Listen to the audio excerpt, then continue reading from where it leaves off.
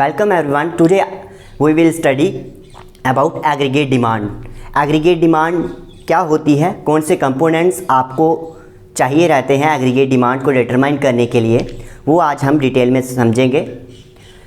Aggregate demand होती क्या है? Simply aggregate demand is the sum total of the goods and services we demand in the economy, is the value of goods and services we demand in the economy. तो aggregate demand यानी total demand economy में जो हम goods and services की करते हैं उसे हम एग्रीगेट डिमांड कहते हैं। तो एग्रीगेट डिमांड किसके इक्वल होती है? In a two sector model हमारी aggregate demand consumption plus investment के इक्वल होती है। Aggregate demand is equals to consumption plus investment. ठीक है, तो यहाँ पे हमने एक शेड्यूल ड्रा ऑलरेडी की हुई है, इसमें हम वैल्यूज़ पुट करेंगे और देखेंगे कि किस तरह से एग्रीगेट डिमांड डिटरमाइन होती है। तो ये टेबल है, टेबल में हम वैल्यूज़ किस में लिख रहे हैं? इन क्रोर्स। ठीक है, we have taken these values in crores. अगर यहाँ पे 80 है तो इसका मीनिंग क्या है? 80 करोड़ है इसका मीनिंग। क्लियर है? तो यहाँ पे इनकम, ठीक है, ये कंजम्पशन है, कंजम्पशन एक्सपेंडिचर, यहाँ पे मैं शॉर्ट में लिख भी देता हूँ कंजम्पशन एक्सपेंडिचर। और ये क्या है? Investment expenditure.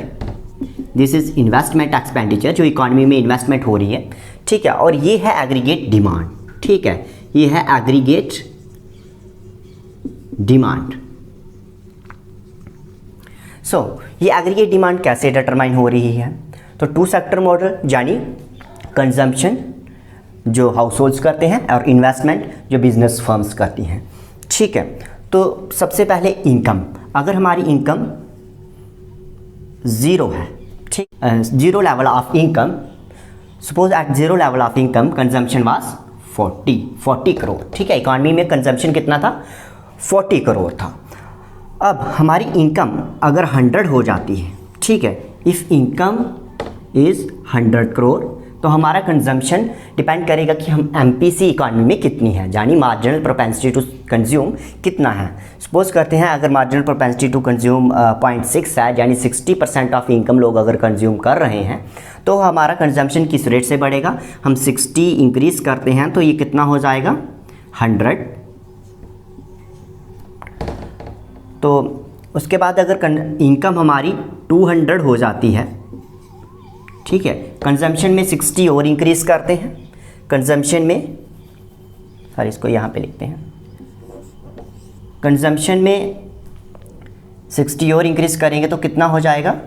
160। ठीक है, इस तरह से अगर इनकम 300 हो जाती है तो कंजम्पशन में 60 और इंक्रीज़ करेंगे तो कितना हो जाएगा? 220। 60 इंक्रीज़ करेंगे, है ना, तो 220 हो जाएगा। फर्दर इनकम इंक्रीज़ होती है, अगर 400 हो जाती है, 400 करोड़, तो इसमें फर्दर 60 इंक्रीज़ करेंगे तो कितना हो जाएगा? 280। यहाँ पे हम एक स्टेप और चलेंगे। अगर इनकम 500 हो जाती है ना, इनकम बढ़ रही है इकॉनमी में, 500 हो जाती है, अगर एमपीसी अगर 60 और इंक्रीज़ करें तो कितना होगा? 340। क्लियर है? यहाँ पे हम सिंपली हम 60 इंक्रीज़ करते जा रहे हैं और ज़ीरो लेवल ऑफ इनकम पे कंजम्पशन कितना था? 40। क्योंकि अगर हमारी इनकम नहीं भी होती है कुछ, तो हम फिर भी कुछ ना कुछ कंज्यूम करते हैं। ठीक है, हम थेफ्ट करेंगे, जहाँ लोन लेंगे, कैसे भी करके हम एक्सपेंडिचर फिर भी करते हैं, कंजम्पशन एक्सपेंडिचर फिर भी करते हैं। तो this was consumption expenditure at zero level of income. ठीक है, क्लियर है बात? तो आगे हम देखेंगे इन्वेस्टमेंट कितनी है। इन्वेस्टमेंट हमने कांस्टेंट ली हुई है, इस मॉडल में। तो सपोज करते हैं यहाँ पे इन्वेस्टमेंट है 80। ठीक है, तो यहाँ पे कंजम्पशन, ये इन्वेस्टमेंट 80 सभी पीरियड्स में इन्वेस्टमेंट 80 ही है। ठीक है, for example income is increasing in the another period, the investment is constant, consumption is increasing, लेकिन इन्वेस्टमेंट जो है वो कांस्टेंट है, 80 एंड 80 लास्ट में। ठीक है, नाउ एग्रीगेट डिमांड क्या है? Aggregate demand is simply the sum of consumption and investment, the sum of consumption and investment. So we will simply add these two terms. 40 plus 80 is equals to 120. Clear है? Next है 100 plus 80 कितना हो गया? 180.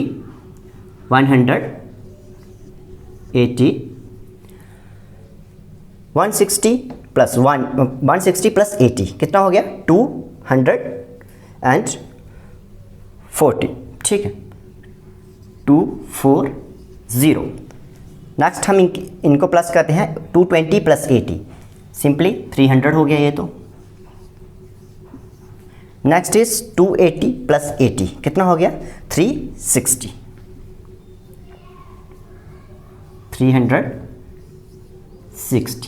अब last में एक term बच रही है 340 प्लस 80 कितना हो गया? 420. ठीक है, 420.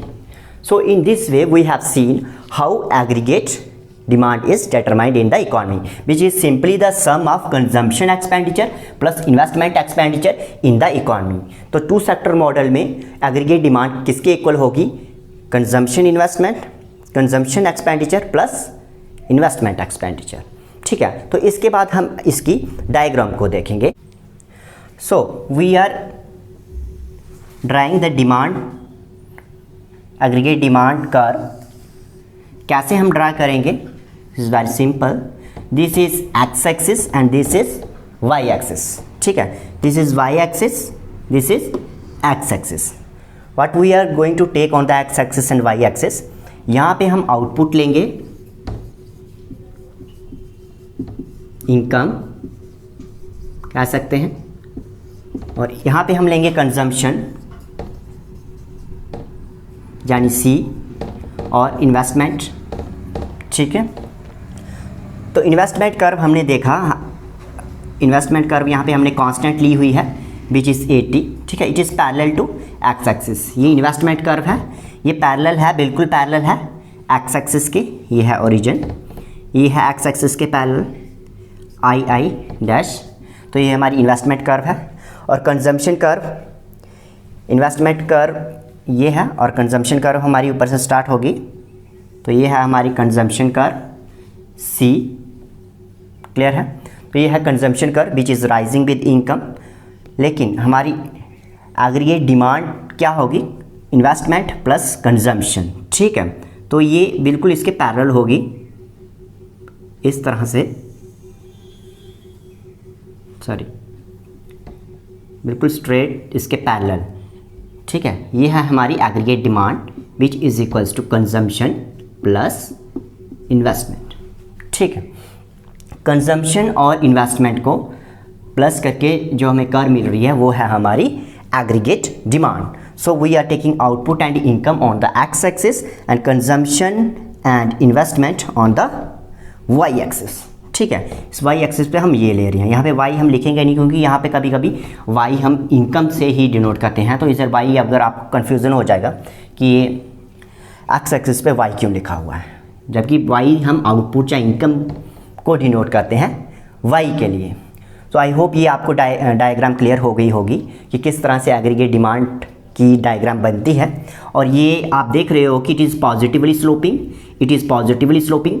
नेगेटिवली स्लोपिंग कैसे होती है? जैसे डिमांड कर्व आपने देखी थी इस तरह से, है ना. तो ये पॉजिटिवली स्लोप है, यानी जैसे ही हमारी इनकम बढ़ेगी, जैसे ही इनकम इंक्रीज होगी तो हमारा कंजम्पशन भी बढ़ेगा. So now we will study about aggregate supply. Aggregate supply क्या होती है? व्हेन, ठीक है, जब किस तरह से जब एग्रीगेट डिमांड और एग्रीगेट सप्लाई मीट करते हैं और इकोनॉमी में इक्विलिब्रियम डिटरमाइन होती है. लेकिन सबसे पहले हम एग्रीगेट सप्लाई को समझ लेते हैं. एग्रीगेट सप्लाई क्या है? सिंपली इकोनॉमी में जितनी भी गुड्स को प्लान किया जा रहा है सप्लाई करने के लिए प्रोड्यूसर्स द्वारा, ठीक है, उसको हम एग्रीगेट सप्लाई कहेंगे. The amount of goods and services which are planned to be supplied in the economy, plan यानी एक्स की बात कर रहे हैं हम, प्रोड्यूसर्स प्लान कर रहे हैं इन द इकोनॉमी सेल करने के लिए. ठीक है, तो उसको हम एग्रीगेट सप्लाई कहेंगे. इकोनॉमी पूरी में कितनी गुड्स एंड सर्विस सप्लाई हो रही हैं. तो aggregate supply is simply is equals to consumption expenditure plus savings, ठीक है, कंजम्पशन प्लस सेविंग्स, क्योंकि सेविंग्स पे ही डिपेंड करती है इन्वेस्टमेंट भी। कंजम्पशन प्लस सेविंग, आपको याद रखना है एग्रीगेट सप्लाई क्या है, consumption plus saving. So in this schedule we are taking these variables y, c, here s is new, saving, ठीक है, aggregate supply is equals to consumption plus savings. So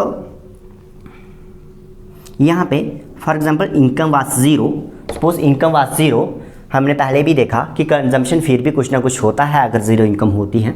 suppose consumption is 40, तो again figures we are taking in crores, आपको ये जरूर लिखना है in rupees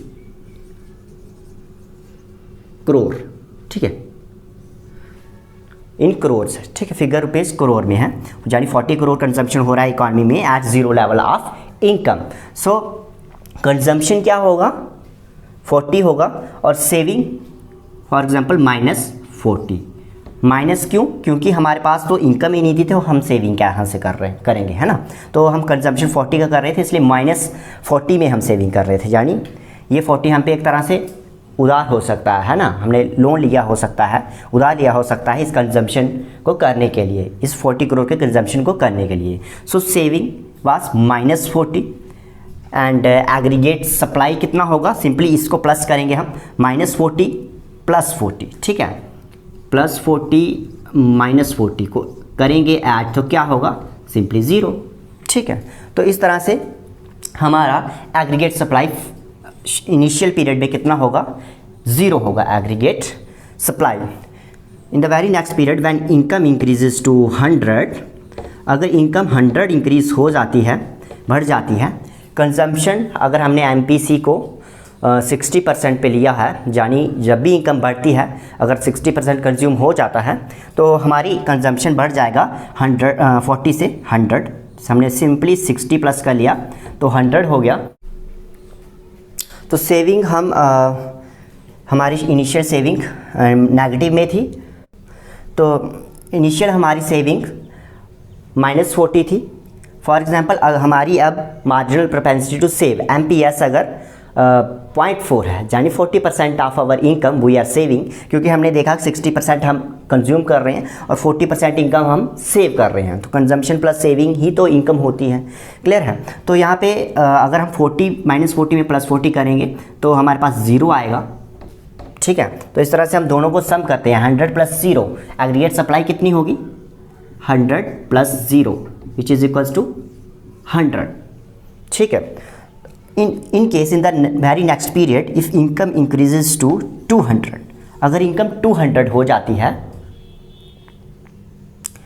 now income has increased to 200 from 100 to 200 in the very next period, ठीक है। तो हमारा MPC जो कि 0.6 है, यानी 60% है, तो हम 60 को ऐड करते जा रहे हैं, 100 + 60 कितना हो जाएगा, 160, और यहाँ पे हम 40 ऐड करते जा रहे हैं, +40 करेंगे तो यहाँ पे 40 हो जाएगा, ठीक है। यहाँ पे क्योंकि MPC हमने 0.4 सपोज की हुई है, ठीक है। तो यहाँ पे कंजम्पशन कितना है MPC 0.6, यानी हम इनकम में से 60% कंज्यूम कर रहे हैं और 40% सेव कर रहे हैं। तो इस तरह से ये इक्वेशन हमारी चलती जा रही है ना। 160 + 40 कितना हो गया aggregate supply, 200, 160 + 40 is equals to 200, clear है यहाँ तक। अब इनकम बढ़ जाती है 300, इकॉनमी में 300 करोड़ अगर इनकम हो जाती है, फिगर हम करोर्स में ले रहे हैं, ठीक है। अगर इनकम 300 करोड़ हो जाती है और कंजम्पशन को हम 60 बढ़ाते जा रहे हैं, इसमें 160 में 60 प्लस करेंगे तो क्या होगा, 160 में 60 प्लस करेंगे तो 220, ठीक है, 220 हो गया। यहाँ पे हमारा सेविंग कितना होगा, 40 बढ़ाएंगे तो कितना होगा, 40 + 40 80। नाउ एग्रीगेट सप्लाई कितना होगा, C + S, ठीक है, C + S, 220 + 80 कितना हुआ, 300, है ना। 220 + 80 which is equals to 300. In the very next period income increases to 400. हम 500 तक ही जाएंगे, ये सिंपली आपको समझाने के लिए, ठीक है, कि किस तरह से एग्रीगेट सप्लाई इकॉनमी में डिटरमाइन होती है. Income increases to 400 and again we are increasing consumption by 60 crore. हम 60 करोड़ कंजम्पशन को बढ़ाते जा रहे हैं. तो यहाँ पे फिगर हो जाएगी 280 और यहाँ पे 40 अगर बढ़ा देंगे तो कितनी हो जाएगी 80 plus 40 120. Again add 280 plus 120, 280 plus 120 which is equals to 300, sorry it is 400, it is 400. Now again if income increases to 500 crore, income increases by 100 crore, है ना, from 400 to 500. So if income increases to 500 crore, then our consumption increases by 60 and it is 280 plus 60 कितना हो जाएगा, it is 340, it is 340. And if saving increases by 40 then it is 160. When our income is increasing, consumption is also increasing and saving is also increasing. Okay, so 340 plus 160, our aggregate supply will be 340 plus 160 which is equals to 500. Okay, so here you can see that income is equals to aggregate supply 100, 100, 200, 200, 300, 300, 400, 400, 500 and 500.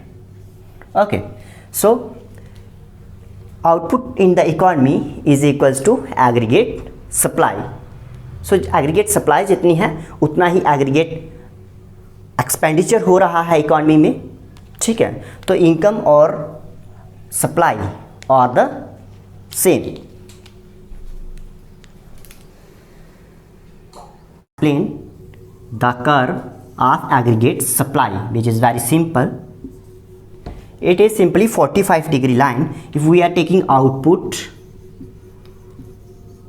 income on the x-axis and aggregate supply on the y-axis, it is origin. It will be straight line from the x-axis and it will create 45 degree angle here. So it is aggregate supply. It is equidistant from both the axis. Okay यहाँ पे भी equal distance और यहाँ पे भी equal distance, यानी जितनी income होगी उतना ही एक्सपेंडिचर होगा. So this is the reason why this curve is 45 degree. ठीक है, तो यहाँ पे एक बात और समझने वाली है. एग्रीगेट सप्लाई का क्या मीनिंग है, which is equals to consumption plus saving. You have seen when we have had zero consumption, we had zero income, we have 40 consumption, और उस केस में सेविंग कितनी थी, नेगेटिव थी. When whole of the income is consumed, जब सारी income consume हो जाएगी, है ना. अगर इस तरह की इक्वेशन बने, aggregate supply is equal to consumption plus saving. अब सारी इनकम अगर फॉर एग्जांपल 100 500 जैसे फाइनली आई, 500 में कंजम्पशन पूरा 500 अगर कंजम्पशन ही हो जाता है और सेविंग ज़ीरो होती है, ठीक है, सेविंग अगर ज़ीरो होती है तो इस केस को हम ब्रेक इवन पॉइंट कहेंगे. ठीक है, ब्रेक इवन पॉइंट.